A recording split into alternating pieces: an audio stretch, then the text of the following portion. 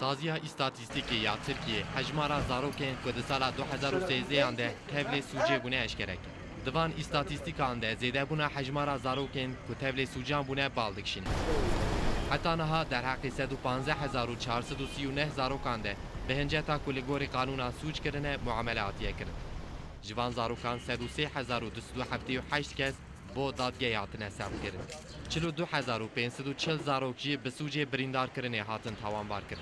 33,038 زاروکجی به سوجداریا دزیه.